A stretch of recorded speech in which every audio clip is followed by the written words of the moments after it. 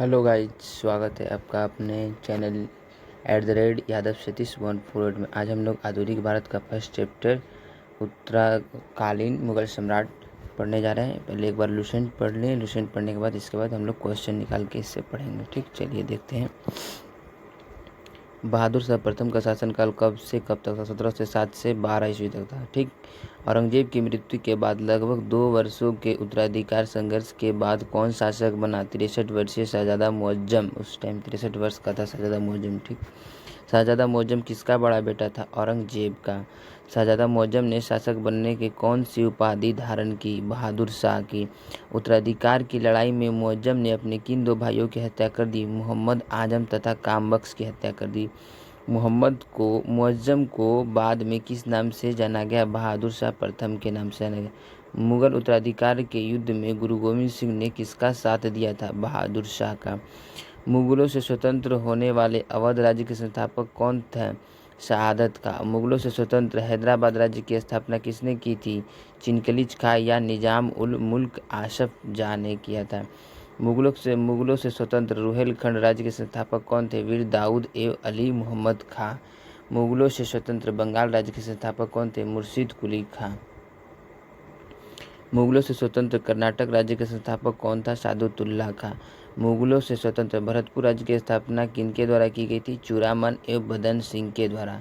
शहादत खां को बुरहान उल मुल्क की उपाधि किस मुगल सम्राट ने प्रदान की? मोहम्मद शाह ने। मुगल सम्राट मोहम्मद शाह ने शहादत खां को कौन सी उपाधि दी थी? बुरहान उल मुल्क। अवध के संस्थापक शहादत खां का असली नाम क्या था? मीर मोहम्मद अमीन था। खाकी खान ने बहादुर शाह को कौन सी उपाधि दी थी? शाह ए बेखबर की उपाधि दी थी।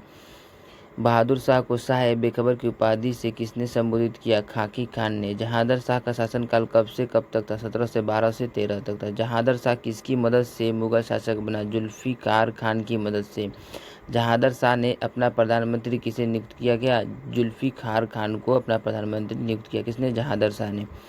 साम्राज्य की वित्तीय स्थिति ठीक करने के लिए जहांदर शाह के समय किस प्रथा की शुरुआत की गई थी? इजारा प्रथा की। इजारा प्रथा की शुरुआत किस मुगल शासक के काल में हुई थी? जहांदर शाह के काल में हुई थी। किस परिवर्ती मुगल शासक ने जजिया कर को समाप्त कर दिया? जहांदर शाह ने। किस मुगल शासक ने अपने शासन में लाल कुमारी नाम की वेश्या को हस्तक्षेप करने का आदेश दे रखा था? जहांदर शाह ने। मुगल कालीन इतिहास में किन्हें शासक निर्माता के रूप में जाना जाता है? सैयद बंधु को। शासक निर्माता के रूप में प्रसिद्ध सैयद बंधुओं के नाम थे हुसैन अली खां एवं अब्दुल्ला खां। किस मुगल शासक को लंपट मूर्ख भी कहा जाता है? जहांदार शाह को। फर्रुखसियर का शासन काल कब से कब तक था? 17 से 13 से 19 तक था। फर्रुखसियर किसकी मदद से मुगल शासक बना? सैयद बंधु अब्दुल्ला खान एवं हुसैन अली की मदद से। किस मुगल शासक को मुगल वंश का घृणित कायर कहा गया? फर्रुखसियर को।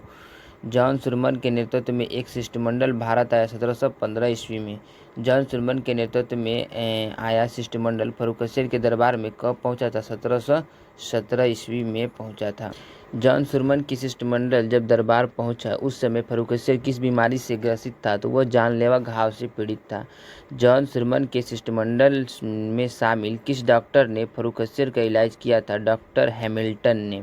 डॉक्टर हैमिल्टन के द्वारा इलाज किए जाने से खुश होकर फर्रुखसियर ने अंग्रेजों को क्या रियायतें दी?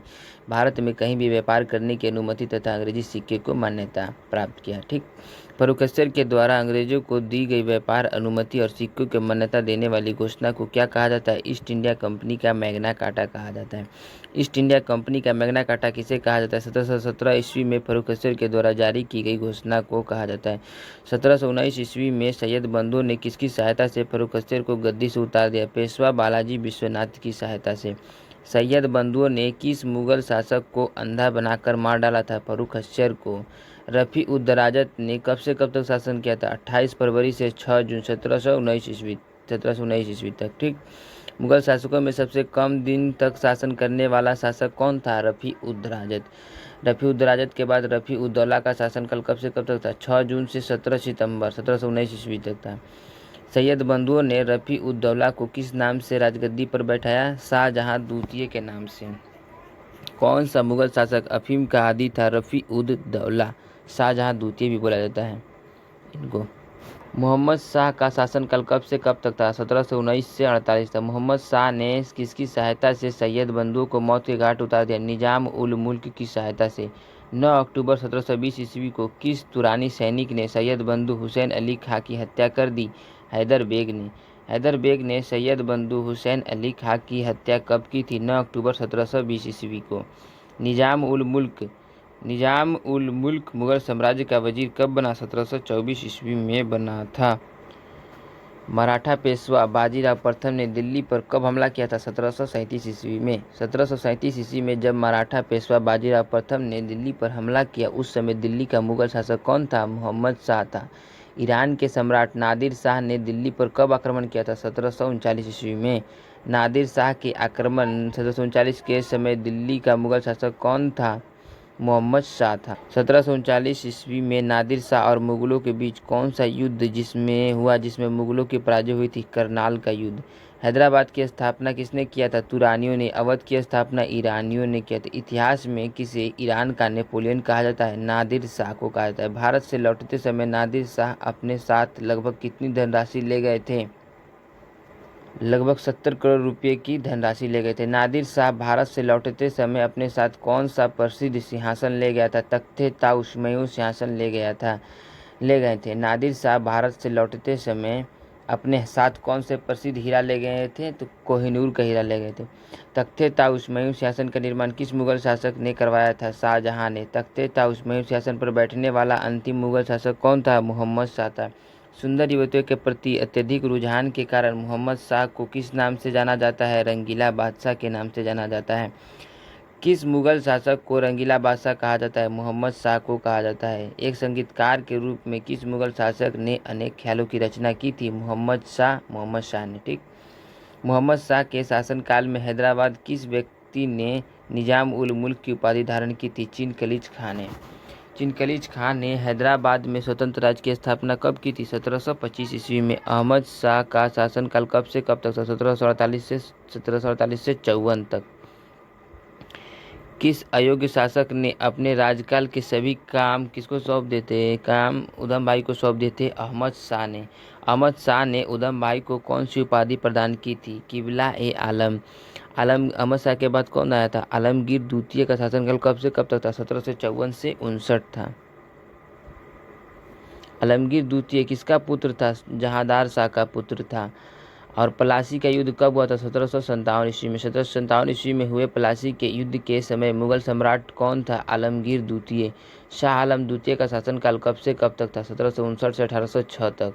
अकबर द्वितीय का शासनकाल कब से कब तक था? 1806 से 1837 तक। बहादुर शाह जफर का शासनकाल कब से कब तक था? 1837 से 1857। शाहजहां तृतीय का शासनकाल कब से कब तक था? 1759 से 60 तक। किस मुगल शासक को मुही अल मिलत के नाम से भी जाना जाता है? शाहजहां तृतीय को किनके हस्तक्षेप के कारण गद्दी से उतार फेंका गया? मराठों के हस्तक्षेप के कारण। शाह आलम द्वितीय का शासनकाल कब से कब तक था? 1759 से 1806 तक। पानीपत का तीसरा युद्ध और बक्सर का युद्ध जैसे दो निर्णायक युद्ध किस मुगल शासक के काल में हुए थे? शाह आलम द्वितीय के काल में हुए थे। पानीपत का तीसरा युद्ध 1761 ईस्वी में। बक्सर का युद्ध 1764 ईस्वी में। 1761 ईस्वी में हुए पानीपत के तीसरे युद्ध में अहमद शाह अब्दाली ने किन्हें परास्त किया था? मराठों को। इलाहाबाद की संधि कब हुई थी?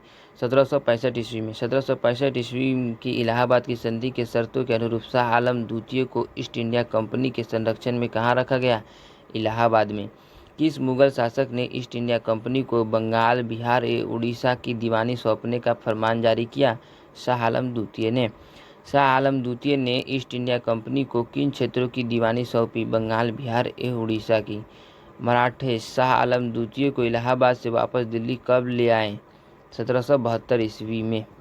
अंग्रेजों ने दिल्ली पर अधिकार किस वर्ष कर लिया? 1803 ईस्वी में। अहमद शाह अब्दाली का वास्तविक नाम क्या था? अहमद खां था। अहमद शाह अब्दाली ने भारत पर कुल कितनी बार आक्रमण किया था? 8 बार। शाह आलम द्वितीय की हत्या किसने करवा दी? गुलाम कादिर खान ने। गुलाम कादिर खान ने शाह आलम द्वितीय की हत्या किस वर्ष करवा दी? 1806 में। अकबर द्वितीय का शासनकाल कब से कब तक था? 1806 से 37। राम मोहन राय को राजा की उपाधि से किसने नवाजा था? अकबर द्वितीय ने। ईस्ट इंडिया कंपनी ने स्वयं को मुगल शासक के अधीन कहलाना समाप्त कर दिया 1835 ईस्वी में। 1835 ईस्वी में जब ईस्ट इंडिया कंपनी ने मुगल शासक के नाम पर सिक्के जारी करना बंद कर दिया, उस समय दिल्ली का मुगल शासक कौन था? अकबर द्वितीय। बहादुर शाह द्वितीय का शासनकाल कब से कब तक था? 1837 से 57। बहादुर शाह द्वितीय को अन्य किस नाम से जाना जाता है? जफर। बहादुर शाह जफर के नाम से जाना जाता है। भारत का अंतिम मुगल सम्राट कौन था? बहादुर शाह द्वितीय, जिन्हें जफर भी बोला जाता है। 1857 ईस्वी की क्रांति में भाग लेने के कारण अंग्रेजों ने किस मुगल शासक को बंदी बना लिया? बहादुर शाह जफर को। 1857 ईस्वी की क्रांति के बाद अंग्रेजों ने बहादुर शाह जफर को बंदी बनाकर कहाँ भेज दिया? रंगून। लाल किला स्थित हीरा महल का निर्माण किसने करवाया? बहादुर शाह जफर ने। हीरा महल कहाँ स्थित है? लाल किला दिल्ली में। ठीक। मशहूर शायर मिर्जा गालिब किस मुगल शासक के समकालीन थे? बहादुर शाह जफर की। मिर्जा गालिब बहादुर शाह जफर के समय कहाँ निवास करते थे? दिल्ली में। हयात बख्श बाग कहाँ स्थित है? लाल किला दिल्ली में। आज के लिए इतना ही। अगले चैप्टर हम लोग नेक्स्ट डे करेंगे।